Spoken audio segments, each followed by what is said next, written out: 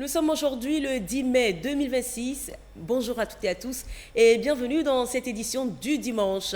Au sommaire, retour dans cette édition sur quelques actualités phares de la semaine. Le Conseil des ministres du 6 mai dernier, projet de loi, décret et nomination étaient au menu. Les détails avec Gabriel Aina en ouverture de cette édition. À Dakar, sommet sur les crypto-actifs, la BCEAO veut encadrer le marché des monnaies numériques. Et quand on parle de crypto-actifs, de quoi s'agit-il? Vous aurez les précisions. À la page environnement, nous nous intéresserons au climat, ressources menacées, climat déréglé. L'UEMOA répond par l'économie verte afin de concilier développement et écologie. Et puis, Miss Université Togo 2026, c'était ce samedi soir, première édition, première couronne. Adriana Collet-Wilson, étudiante à l'IFAP, remporte le titre.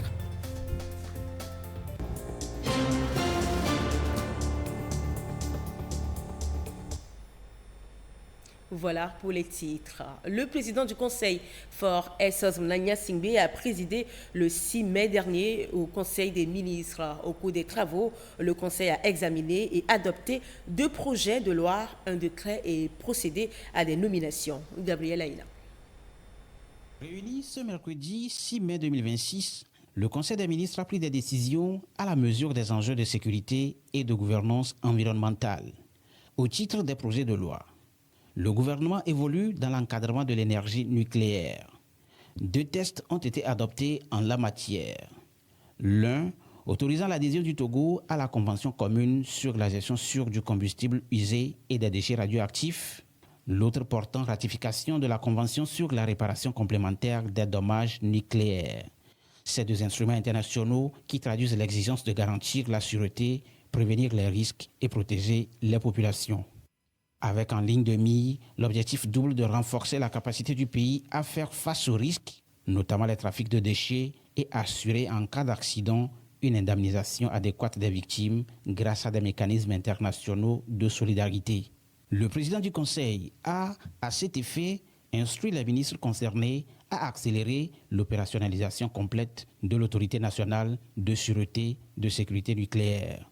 Aussi a-t-il instruit d'identifier de manière exhaustive les risques réels auxquels notre pays est exposé en vue de procéder à l'élaboration et à l'adoption des autres textes législatifs et réglementaires y afférents.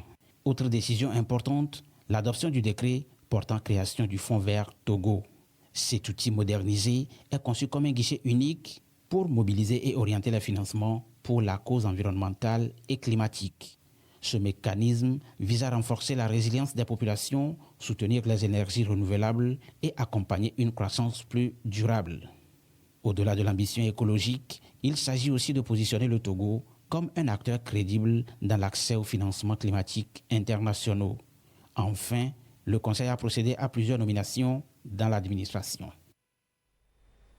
Et après le Conseil des ministres, passons à la session spéciale des ministres des Finances des États membres de l'Organisation pour l'harmonisation en Afrique du droit des affaires OHADA, tenue également cette semaine. Les travaux ont été consacrés à la mutualisation des expériences des États membres de l'institution pour favoriser son efficacité à travers sa souveraineté financière, avec pour finalité de renforcer la sécurité juridique et judiciaire dans l'espace OHADA.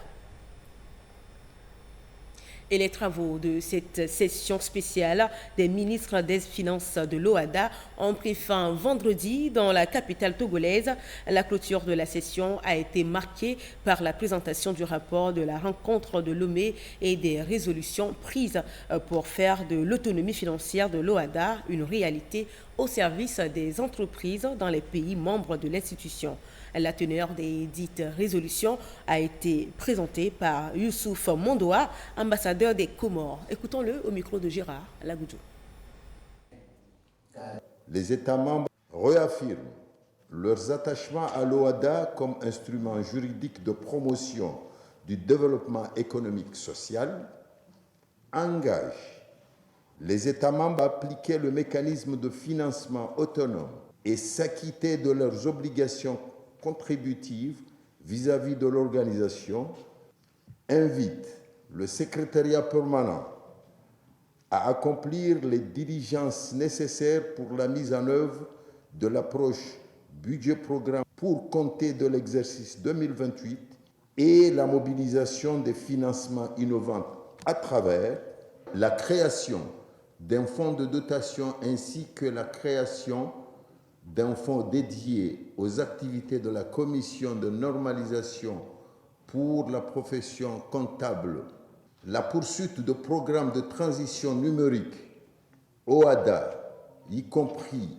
la finalisation de l'informatisation du registre du commerce et du crédit immobilier, la révision du modèle économique de la maison d'édition, de la transformation du modèle économique global de l'école pour faire un centre de profit contaminant de la mission du service public, la valorisation du patrimoine immobilier de l'organisation, l'élaboration des modèles de gouvernance pour la mise en œuvre de mécanismes innovants de financement.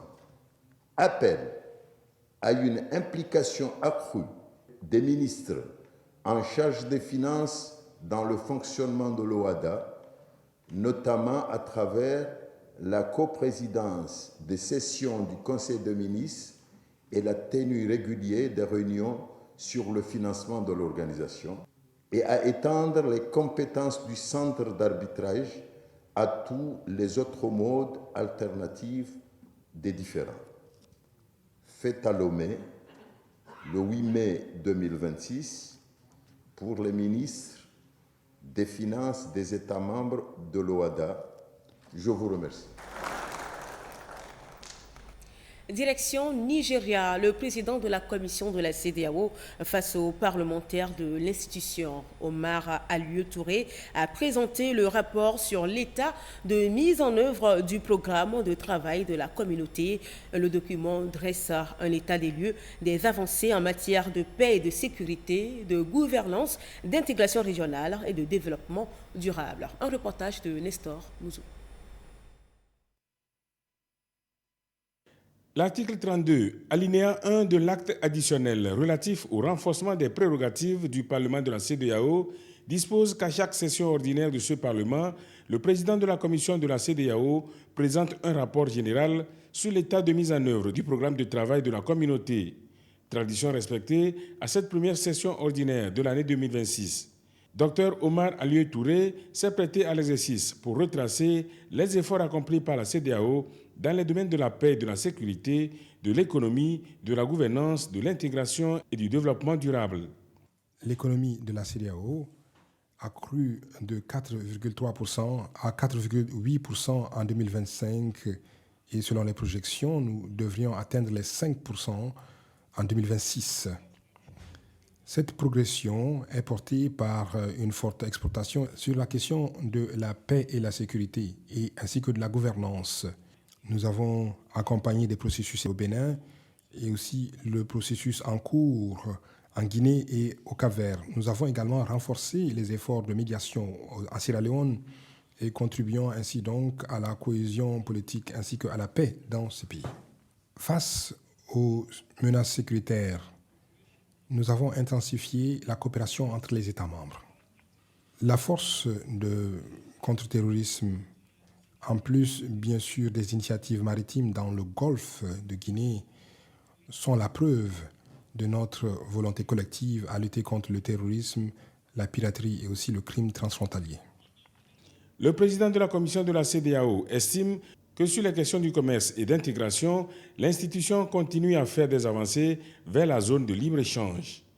En ce qui concerne l'éducation et le renforcement des capacités, il a relevé que des programmes d'échange ont pu être mis à la disposition des jeunes diplômés et que des initiatives sont prises pour soutenir les femmes, les jeunes ainsi que des personnes vivant avec un handicap dans les pays comme la Gambie, la Sierra Leone et le Nigeria. Le président de la commission de la CEDEAO a aussi abordé le sujet des infrastructures et de la transformation numérique. Le câble qui est censé lier le Cap-Vert, la Guinée-Bissau, la République de Guinée, le Sierra Leone et le Libéria va permettre de renforcer considérablement l'accès numérique Au cours de la période sous revue, notre communauté a continué à apporter un soutien aux États membres pour permettre un accès beaucoup plus facile à l'électricité dans les zones rurales. À la fin de son exercice, le président de la commission de la CEDEAO a reçu les félicitations de la présidente du Parlement pour son engagement et sa détermination manifeste durant son mandat. Vous êtes venu personnellement à chaque session devant les parlementaires avec le même respect et la même considération pour le contrôle démocratique. Vous avez, malgré certains moments difficiles de l'histoire récente de notre région, contribué à l'avancement de l'agenda d'une CEDEAO unie. Recevez donc ici, Dr Oumar Alieu Touré, notre reconnaissance spéciale pour votre constante détermination, votre loyauté, votre courage et surtout l'humilité avec laquelle vous honorez vos hautes fonctions. Dr Oumar Alieu Touré arrive au terme de son mandat. Dans quelques semaines, il va quitter son poste de président de la commission de la CEDEAO. Au nom du Parlement de la CEDEAO, la présidente Adja Memounatou Ibrahima lui a remis une plaque symbolique en signe de l'appréciation pour son leadership.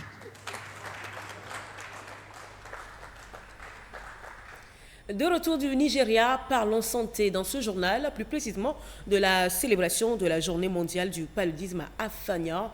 Ce 9 mai, autorités et populations ont mené une opération d'assainissement. Le but, c'est de renforcer la lutte contre le paludisme par l'action communautaire. Stéphane Lessou et Jovan Afambidi. Mobilisation citoyenne à Afanya, district du Bamono, région maritime. La localité passe en mode assainissement complet. L'opération marque la célébration en différé de la 18e édition de la Journée mondiale de lutte contre le paludisme.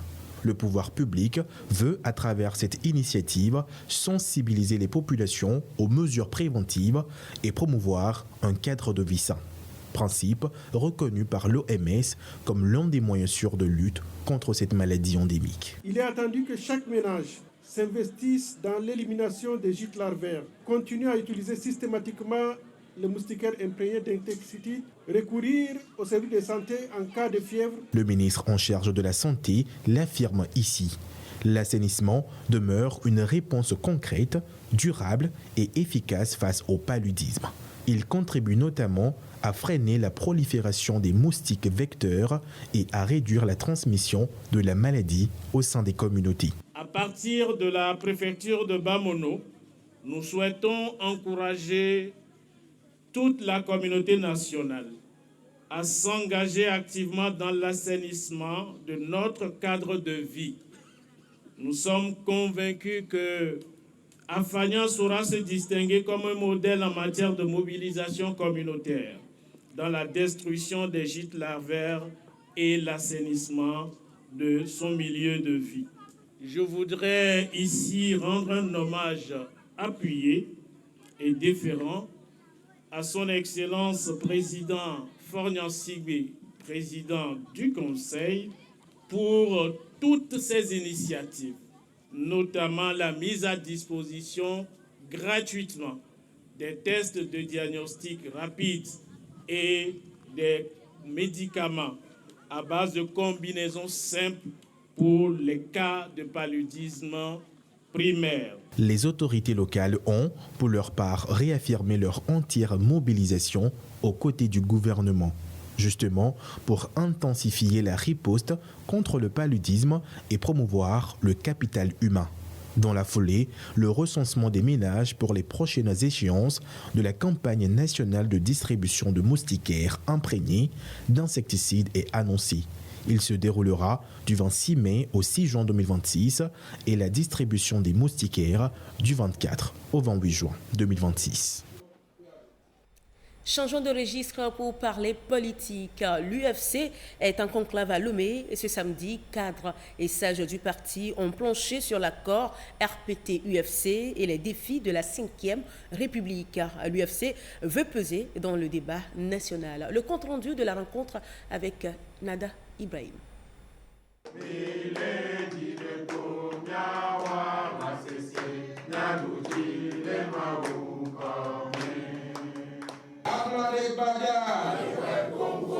À cette rencontre politique de l'Union des forces de changement UFC, un ordre du jour. Le bilan politique du parti. En toile de fond, l'analyse de l'accord RPT-UFC, le contexte politique actuel et le repositionnement stratégique du parti face aux enjeux de la Ve République sont également à l'ordre du jour. Notre pays a basculé dans un nouveau système politique qui est le régime parlementaire. Donc pour nous aujourd'hui, la réflexion, c'est de voir comment nous organisons-nous pour jouer de façon constructive le rôle de parti d'opposition, parti de proposition dans le nouveau contexte. Parce que nous avons quand même plus que 30 ans d'expérience. Faire le bilan également de l'accord que nous avons signé avec le parti au pouvoir. Et nous saisissons toutes les opportunités que son Excellence le Président du Conseil, M. Foreso Zimna Nyasingbe, offre, puisque nous sommes au gouvernement, nous sommes dans l'administration, nous sommes à tous les niveaux. L'UFC réaffirme sa politique et sa volonté de contribuer au débat national. Le parti d'opposition aujourd'hui, c'est contribuer au débat sur les questions qui concernent tous les Togolais, c'est faire des propositions de façon constructive. Le plus important, c'est de se rassembler, travailler pour protéger notre pays, protéger la liberté, protéger les questions de développement, tout ce qui va nous permettre de rendre les Togolais heureux. La femme, la jeunesse et la relève. La rencontre en a tenu compte. Les jeunes, les femmes représentent aussi la relève. C'est eux-mêmes qui peuvent parler de ce qui les préoccupe. Eh bien, nous voudrions effectivement être dans tout cet ensemble-là. Et pour que justement le parti aussi puisse être dans le concert de ceux qui sont vraiment dans le développement. Dans les prochains mois, des élections internes seront organisées afin de renouveler les instances dirigeantes du parti. Le mandat du bureau actuel arrive à son terme en août 2026. Autre sujet, dans la région centrale, l'on a constaté depuis quelques jours une hausse des prix du ciment et autres matériaux comme le sable. Le préfet de Tchaoudjo, assurant les fonctions du gouverneur de la région centrale, a eu des échanges avec les acteurs du secteur pour mettre fin aux spéculations. Désiré Aloy. Dans les dépôts de ciment à Sokodé, comme dans plusieurs préfectures de la région centrale, le constat est préoccupant. Les prix du ciment connaissent une flambée qui inquiète fortement les consommateurs. Une situation qui persiste malgré le prix officiel fixé par l'État sur toute l'étendue du territoire national. Actuellement, on livre le ciment à 85 000, plus les 500 du déchargement, ça fait 85 500. C'est pourquoi on le revend à 90 000. Dans notre magasin, nous vendons le ciment à 90 000 la tonne. Face à cette hausse jugée abusive, le préfet de Tchaoudjo, assurant les fonctions de gouverneur de la région centrale, a rencontré les revendeurs de ciment. Objectif, attirer leur attention sur les conséquences de cette spéculation et les appeler au strict respect des tarifs homologués. Nous avons constaté ces derniers temps une augmentation injustifiée des prix du ciment sur toute l'étendue de la préfecture et même de la région centrale. Donc j'ai échangé avec eux pour comprendre les raisons de cette augmentation. Nous avons échangé, mais je leur ai demandé de s'en tenir au prix officiel fixé par l'État dans la distribution du ciment. Le ciment, comme le carburant, ont des prix planchers et ces prix-là doivent être appliqués. À travers cette initiative, les autorités entendent renforcer la vigilance autour du secteur et garantir davantage la transparence dans la commercialisation du matériau. Un message qui, selon plusieurs acteurs, semble avoir été bien accueilli. L'autorité de la région nous a interpellés par rapport au prix. On est prêt à revenir sur les anciens prix de 81 000. Nous demandons à l'État de voir avec l'usine, avec nos grossistes, puisqu'on vend en fonction de ce que nous payons. Les gens, en achetant, ils se plaignent. Nous aussi, on se plaint devant nos agréés, mais depuis là, rien ne change. Nous demandons à l'autorité d'agir pour que dans les jours à venir, les prix reviennent au prix officiel à 81 000 la tonne. Les autorités annoncent également des contrôles inopinés sur le terrain afin de sanctionner les contrevenants et mettre fin aux pratiques frauduleuses. Autre préoccupation relevée, la hausse du prix du sable, du gravier et de la latérite qui impacte davantage le coût des constructions. Actuellement, c'est les 7 mètres cubes qu'on travaille avec. Ce n'est plus les 5 mètres cubes. C'est pourquoi on a dû augmenter le prix d'un voyage de 29 000 à 40. On a discuté avec le préfet. Donc nous allons voir comment nous allons procéder pour que ça puisse soulager la population sur les prix. Le préfet invite ainsi les différents acteurs du secteur à privilégier le dialogue avec les consommateurs et les autorités locales en vue de trouver une solution durable à cette flambée des prix. Le collège protestant de Lomé Bédangupé a célébré ses 25 années d'existence. Lors d'une conférence de presse, les responsables de l'institution éducative ont présenté aux journalistes les différentes activités inscrites au programme de cet événement. Stéphane Lossou et Firmin Lopez Adinare pour plus de précisions. À cette conférence de presse, la célébration du 25e anniversaire du collège protestant de Lomé Bédangupé est officiellement lancée. Face aux professionnels des médias, le directeur de l'établissement a retracé les différentes étapes ayant jalonné l'évolution du collège depuis sa création. Fondé avec l'ambition d'offrir un enseignement de qualité en lien avec des valeurs chrétiennes, l'établissement s'est affirmé telle une institution de référence au sein du paysage éducatif togolais. Au niveau des examens nationaux, nous avons eu au BEPC au-delà de 82%. Notre objectif premier, c'est d'essayer de nous faire connaître un peu partout dans la périphérie de Baie et ailleurs, afin que nos effectifs puissent grimper. Et partant de là, on peut avoir des ressources pour mieux fonctionner. Un programme diversifié est conçu, avec pour objectif de valoriser les acquis de l'enseignement et de renforcer les liens avec le système éducatif togolais. L'apothéose se trouverait entre le 15 et le 20 décembre prochain. Il y aura des matchs de football, il y aura des théâtres, beaucoup d'activités qui vont s'échelonner d'ici jusqu'en décembre. En prélude à ces manifestations, un culte d'action de grâce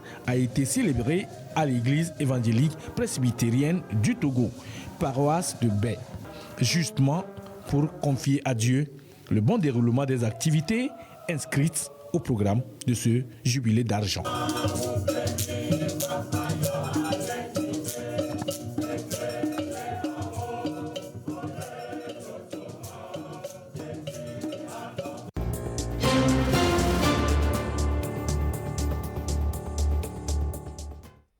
Nouvelle alerte sur le climat. La température des océans frôle des sommets avant le retour du puissant phénomène naturel réchauffant El Niño. Ce mois de mai pourrait établir un nouveau record. Un reportage. Selon le Centre européen pour les prévisions météorologiques à moyen terme, le mois de mai 2026 pourrait enregistrer des records de température dans les océans. En avril 2026, les températures enregistrées en mer ont frôlé le record de 2024. Selon l'Observatoire européen Copernicus, des vagues de chaleur marine extrêmes seront observées du Pacifique équatorial aux côtes des États-Unis et du Mexique, menaçant d'établir de nouveaux records dès le mois de mai. En parallèle, le retour probable du phénomène El Niño entre mai et juillet 2026 indique que 2027 pourrait être l'année la plus chaude jamais enregistrée, surpassant 2024 en raison du cumul entre cycle naturel et réchauffement climatique causé par l'homme. Cet été, Copernicus prévoit en Europe des températures supérieures au normal, aggravant les risques de sécheresse et d'incendie. Pour rappel, El Niño représente l'une des phases d'un cycle naturel dans l'océan Pacifique. Il démarre habituellement au printemps et affecte progressivement dans les mois suivants les températures, les vents et le climat dans le reste du monde. Autre sujet à l'international, l'Afrique brille à Venise. À la Biennale d'art contemporain, les artistes africains sont à l'honneur. Peinture, sculpture, installation, le continent expose sa créativité. Suivez. La Biennale de Venise 2026 met à l'honneur des artistes et des commissaires d'expositions africains. 4 pays font leur entrée cette année. La Guinée équatoriale, la Sierra Leone et la Somalie, pour qui la poésie occupe une place centrale dans l'offre artistique. Toute une pièce du bâtiment des expositions est dédiée à ce pays de la Corne de l'Afrique. La poésie est le pilier des structures sociales et de l'histoire somalienne. Ainsi, dans la mesure où la Biennale explore en partie la poésie, l'objectif était en quelque sorte d'utiliser la structure poétique pour en faire une exposition contemporaine. Installé au Palazzo Caboto, le pavillon se trouve entre les Giardini et l'Arsenale et s'étend sur 3 étages. La Somalie est représentée par les artistes Ayon Farah, Asma Jama et Warsan Shir. Bon nombre de mes œuvres ont pour but d'illustrer l'influence de la nature sur l'homme. J'espère donc que la manière dont je les ai mises en scène et les matériaux qui les composent vous plongeront dans cet environnement, même si vous n'y êtes pas.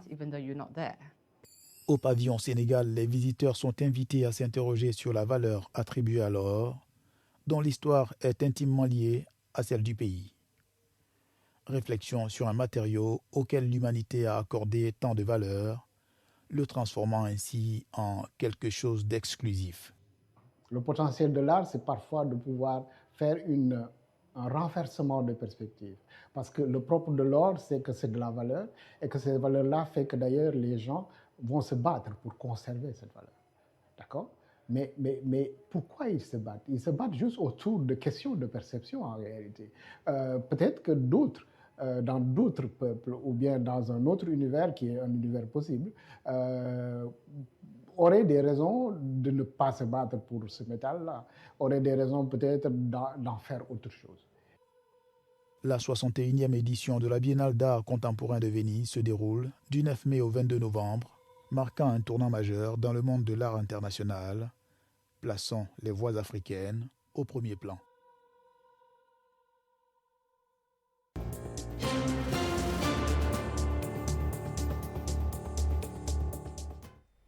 Victoire Kalioua, bonjour. Bonjour Gisèle. Encore très ravissante ce matin. Merci, vous également. C'est gentil. Alors, vu sur le net de ce jour, nous commençons tout de suite avec cette exigence sanitaire au Gabon. Les jus produits artisanalement sont suspendus. Exactement, Gisèle. Plus de jus artisanaux fabriqués et vendus au Gabon pour l'instant. C'est une décision prise par l'Agence gabonaise de sécurité alimentaire pour des raisons sanitaires. Et vous allez le voir, chers téléspectateurs, les avis sont partagés sur le sujet.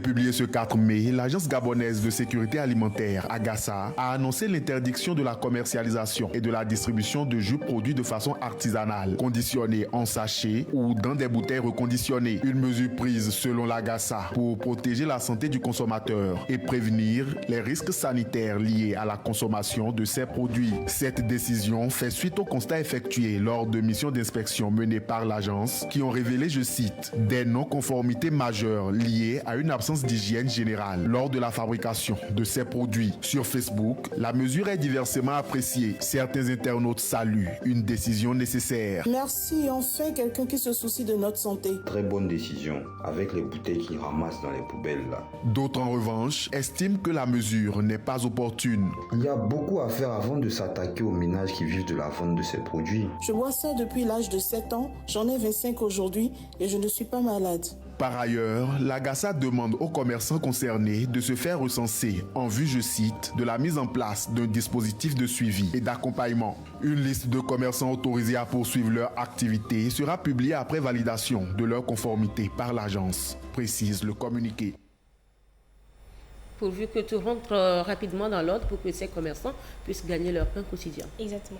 Alors, en Inde, des dentistes de rue proposent des soins dentaires à bas prix. Ça existe ça, des dentistes de rue? Et oui, Gisèle, je l'ignorais aussi jusqu'à ce que je ne tombe sur cette vidéo que je vous fais découvrir aujourd'hui dans Vue sur le net. Vous allez le voir, des dentistes à ciel ouvert qui proposent des soins dentaires mais à des risques et périls.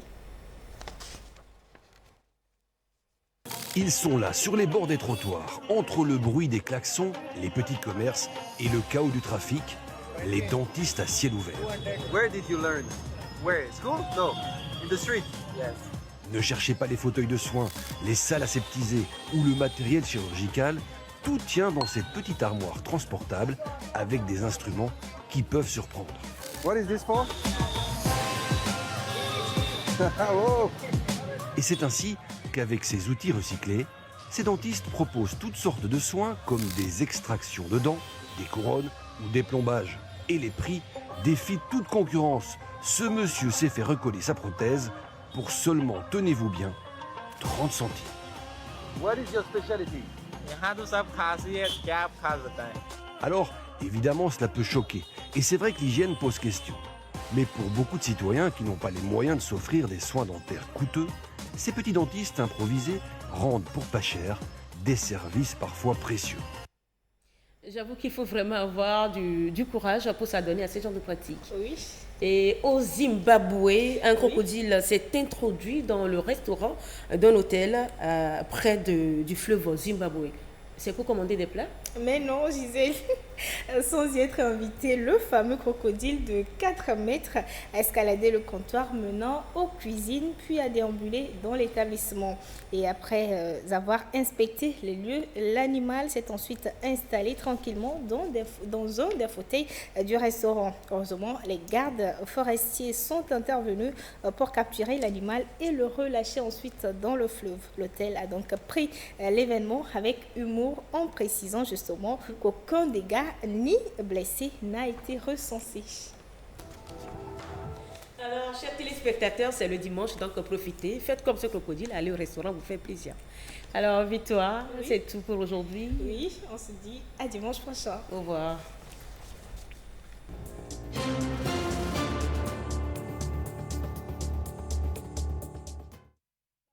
Crypto-monnaie dans cette rubrique comment les réguler. À Dakar, la BCEAO a réuni banquiers centraux et experts pour encadrer les risques et bâtir un écosystème numérique sûr. Antoinette Roman-Vava a participé à la conférence tenue à Dakar. Voici son compte rendu. La modernisation du système financier s'accompagne aujourd'hui de l'émergence de solutions innovantes, notamment du développement des crypto-actifs, des instruments monétaires numériques qui représentent de nouvelles opportunités pour les banques centrales. Désormais, les crypto-actifs redéfinissent les modes de paiement, d'épargne, d'investissement, de financement, mais aussi les mécanismes d'inclusion financière. Elle contribue également à renforcer la transparence, la traçabilité des flux financiers et l'intégration économique régionale, tout en stimulant l'innovation et la compétitivité de nos systèmes productifs. À ce titre, elle constitue un puissant vecteur de croissance durable, de création d'emplois et de prospérité partagée. Je me réjouis de constater que les banques centrales africaines, à l'instar de leurs consoeurs des autres régions du monde, ont pris la pleine mesure du rôle important que peuvent jouer les cryptoactifs et les innovations numériques dans l'accomplissement de leur mission fondamentale, notamment la stabilité monétaire et financière, base essentielle de tout développement économique. Malgré l'ampleur de ces avancées numériques, ces innovations ne sont pas sans risque.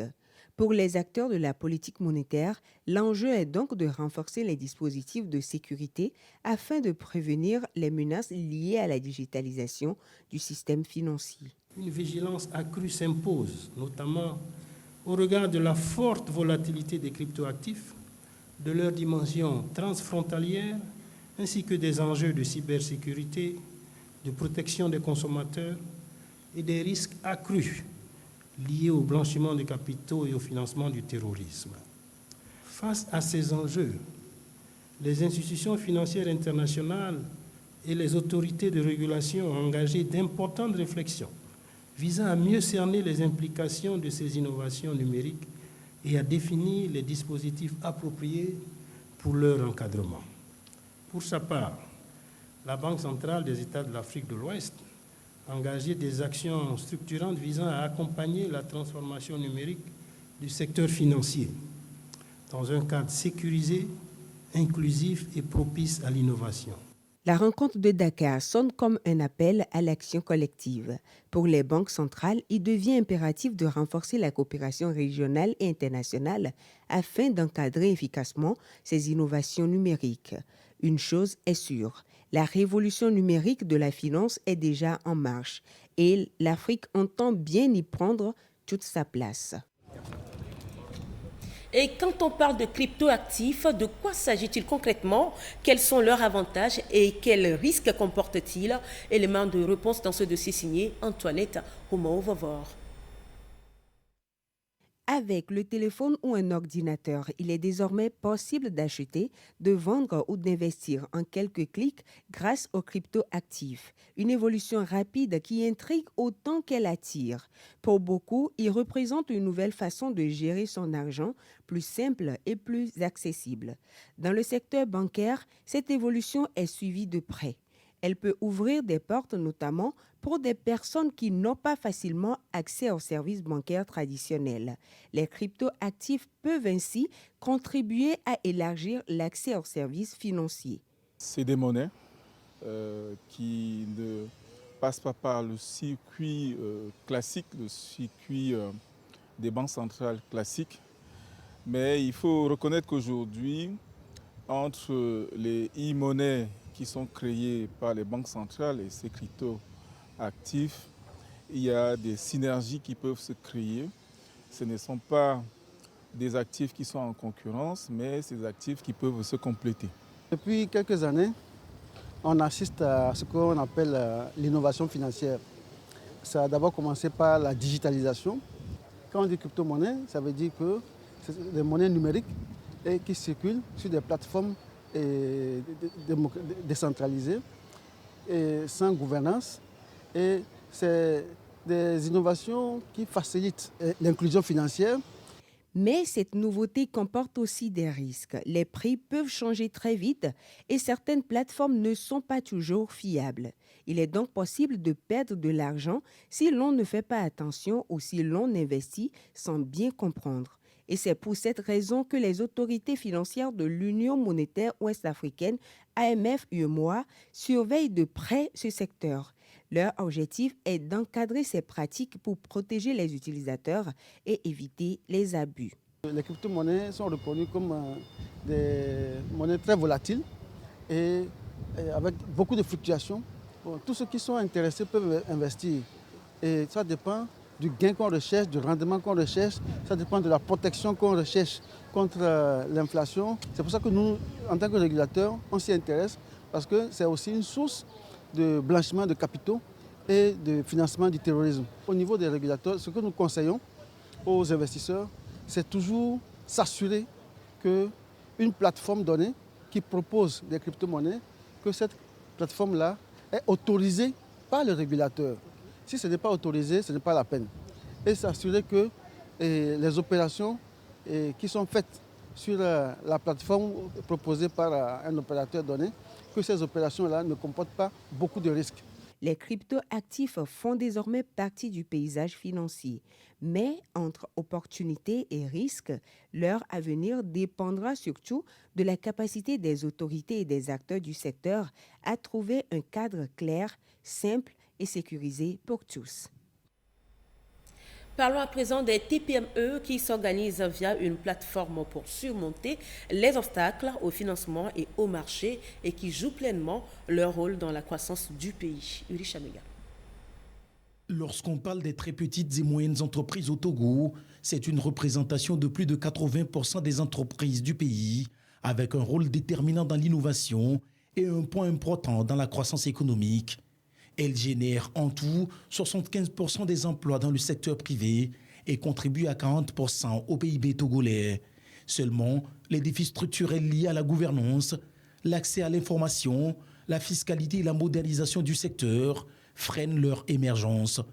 Alors que la compétitivité sur le marché est de plus en plus rude, les TPME engagent des actions pour progressivement écarter les obstacles et baliser la voie pour leur développement durable. Face à ce constat, les AOP ont jugé nécessaire de mettre en place une plateforme nationale qui sera un cadre de structuration des AOP, un cadre au sein duquel nous échangeons sur nos défis et nous identifions des solutions.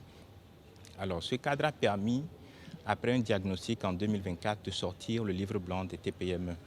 Le livre blanc et la deuxième édition en 2025 nous a permis de commencer déjà par déployer des solutions en termes de renforcement de la gouvernance. Entre 2025 et 2026, plus de 4350 entreprises ont été créées entre janvier et mars au Togo. Mais nombreuses sont celles qui connaissent également des problèmes liés au financement. Un aspect important sur lequel intervient le groupement des TPME dans son agenda pour redresser la barre. Depuis 2025, nous avons initié le challenge de performance des TPME, c'est-à-dire le renforcement de capacité des TPME à mettre en place une gouvernance plus professionnelle qui leur permettra d'accéder au financement. Par le passé, les TPME, quand ils arrivent à un chiffre d'affaires de 60 millions, sont obligés d'appliquer la TVA de 18% à leur chiffre d'affaires.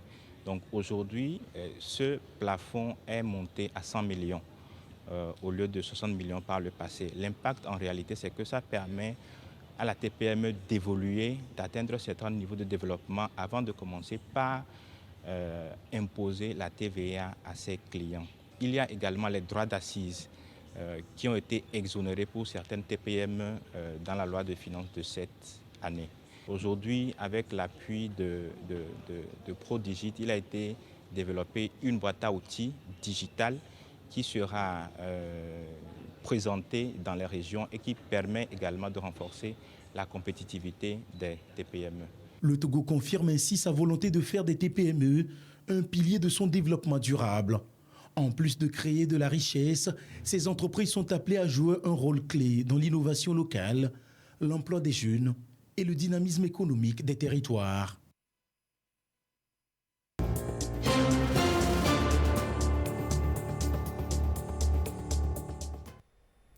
Climat en danger, économie sous pression. Et pour les pays de l'UEMOA, il faut agir. La solution, l'économie verte, un modèle qui veut concilier croissance et protection de l'environnement. Mais comment ça marche? Uri Chamega nous donne les détails dans ce dossier. L'UEMOA, Union économique et monétaire ouest-africaine. 8 pays, plus de 30 ans de vie, un destin commun, d'énormes défis à relever. Au rang de ceux-ci figurent en priorité les défis socio-économiques et environnementaux. À mesure que le temps passe, les pays de l'espace connaissent une augmentation fulgurante des activités économiques due à une forte croissance de création d'entreprises, d'industries et d'usines. Fabriquer, consommer et jeter a alors entraîné une surexploitation des ressources naturelles, une perte de la biodiversité et une dégradation des écosystèmes. Suite logique de l'augmentation rapide des émissions de gaz à effet de serre, induisant le réchauffement climatique et les perturbations saisonnières. Une incidence directe sur les PIB des pays qui diminue de 2 à 3% par an, avec une perte annuelle de 30 à 50 milliards de dollars dans l'adaptation et l'atténuation. L'urgence des actions s'impose. La situation interpelle l'instance régionale qui intègre dans sa politique l'économie verte. Il fallait changer de paradigme en adoptant des technologies plus propres en matière de production et en matière d'utilisation énergétique aussi. Utiliser les énergies renouvelables au détriment des énergies fossiles qui émettent les gaz à effet de serre et qui polluent l'atmosphère, et aussi en adoptant l'aspect social ou l'inclusivité en vue de réduire la pauvreté à travers la création d'emplois décents et des emplois verts au profit des communautés locales. L'UEMOA prend ainsi une trajectoire rassurante où la performance économique ne se conçoit plus sans la prise en compte rigoureuse de l'impact environnemental. Ceci marque une évolution notable de la gouvernance financière dans les États membres, intégrant de manière structurelle les enjeux de durabilité, de résilience et de croissance verte. Aujourd'hui, quand vous regardez un peu dans les pays de l'UEMOA, il y a une industrialisation qui est boostée, mais on fait beaucoup attention aux impacts environnementaux. Parce que si vous amenez la population à avoir de la richesse et que le cadre de vie est détruit, il y aura des maladies. Si le cadre de vie est détérioré, même la richesse n'aura plus son sens. Donc il fallait trouver le juste milieu entre booster les activités économiques, l'industrialisation des pays, mais également continuer par réduire les impacts au niveau de l'environnement. Cette politique doit aussi s'appuyer sur des règles communes, des investissements ciblés et une coordination forte. L'environnement cesse ainsi d'être perçu comme une contrainte et s'impose progressivement comme un levier de compétitivité, d'innovation et de croissance. Vous avez vu tout récemment au Togo, cette volonté manifestée par les premières autorités de passer au solaire. L'UEMOA va exiger que, à travers son cadre réglementaire, que des activités soient classées. C'est-à-dire, on va classer les activités éligibles au financement durable, qui respectent l'environnement, qui accroissent le bien-être des populations, mais impactent très peu, c'est-à-dire des activités sobres en émissions de carbone, sobres ou bien économes en ressources naturelles. Il va falloir passer à une agriculture intelligente. L'agriculture intelligente, c'est quoi? C'est d'arriver à subvenir aux besoins alimentaires des populations, mais également en tenant compte du respect de l'environnement. Construire l'avenir économique des pays membres de l'UEMOA doit désormais rimer avec la capacité à concilier prospérité, protection de l'environnement et bien-être des populations. Aujourd'hui, ils sont nombreux à entreprendre, mais peu parviennent à concilier protection environnementale, économie et création d'emplois. C'est le cas de deux jeunes entrepreneurs togolais qui, de par leur créativité, recyclent, transforment et innovent à partir des déchets. Deux entrepreneurs qui pourraient ainsi être des exemples pour le pays de l'UEMOA. Giovanna Changwidi nous en dit plus. Cela fait quelques années que Sévérine a fait un choix peu ordinaire, transformer les déchets en charbon écologique. Tout commence par le tri des matières récupérées, ensuite la carbonisation à l'aide d'un carbonisateur, le broyage,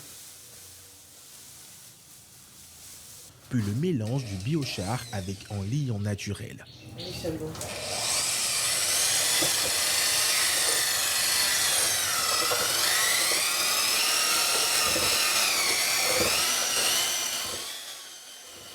La pâte obtenue est ensuite injectée dans une machine qui façonne les briquettes.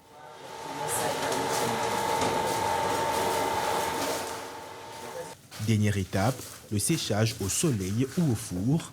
Au bout du processus, un charbon qui brûle plus longtemps, produit moins de fumée et permet de limiter l'utilisation du bois traditionnel. Au-delà du fait que nous n'avons pas coupé du bois pour pouvoir le faire, donc ça préserve nos forêts. C'est très bénéfique pour les utilisateurs également parce que sa combustion est lente et ça peut durer jusqu'à 2 heures de temps pour cuisiner. Au-delà de ça, ça ne dégage pas de fumée et donc c'est très bon pour la santé des utilisateurs ainsi que les ustensiles de mamie qui ne noircissent pas. Même logique chez Gado. Lui aussi a choisi de faire des déchets une matière première. Plastique récupéré, matériaux usés passent par plusieurs étapes de traitement avant d'être transformés en pavé. Le pavé que vous voyez, c'est un pavé qui est fait à base de plastique et du sable. Il n'y a aucun autre ajout.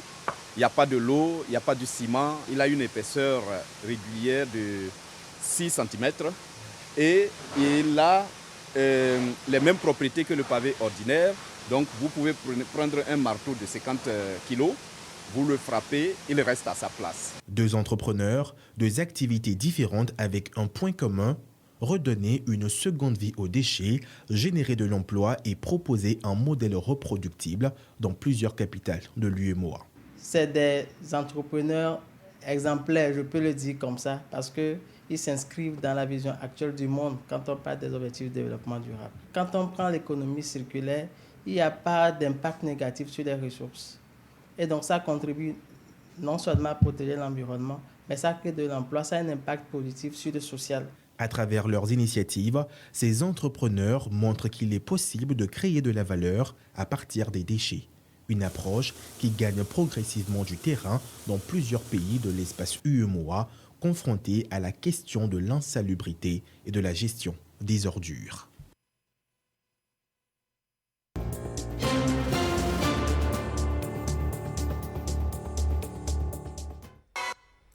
Adrien Akole-Wilson, étudiante à l'Institut de formation et d'appui professionnel IFAP, décroche la couronne de la toute première édition de Miss Université Togo. Entre beauté, élégance et intelligence, la compétition a réuni des candidates venues de 10 universités du pays. Au-delà de la beauté, ce rendez-vous a surtout mis en lumière l'engagement et la réflexion de la jeune fille estudiantine autour du numérique. Un reportage de Arifam Touga et Victoire Kaliwa.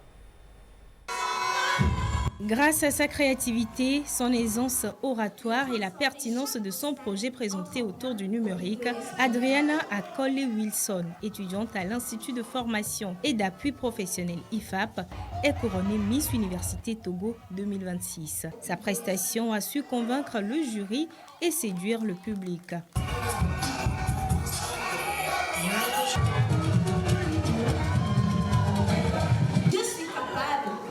Transformer chaque obstacle en tremplin et chaque objectif personnel en une réussite collective.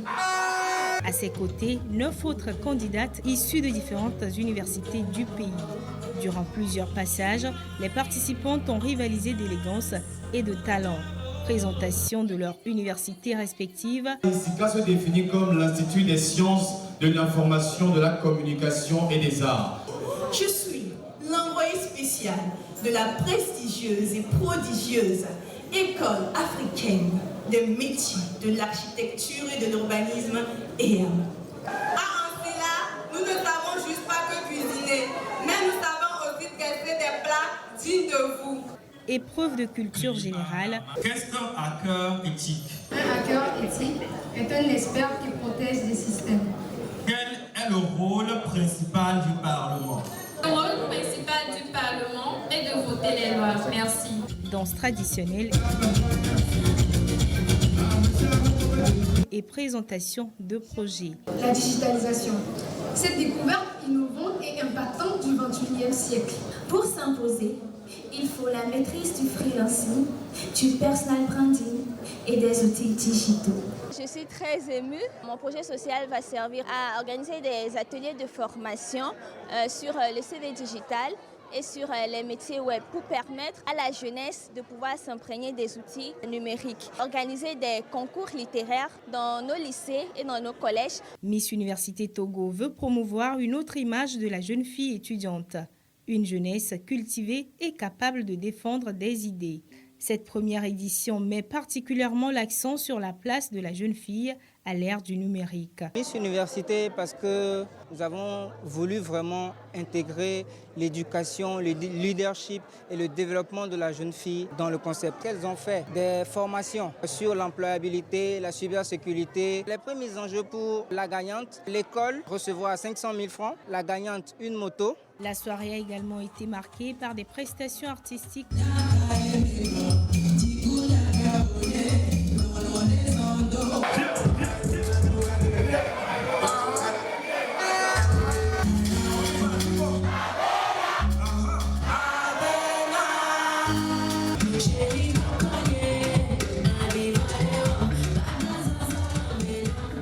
Qui ont égayé le... C'est tout pour aujourd'hui. Merci de votre fidélité à la télévision togolaise. Bon dimanche chez vous, toujours en compagnie de la télévision togolaise.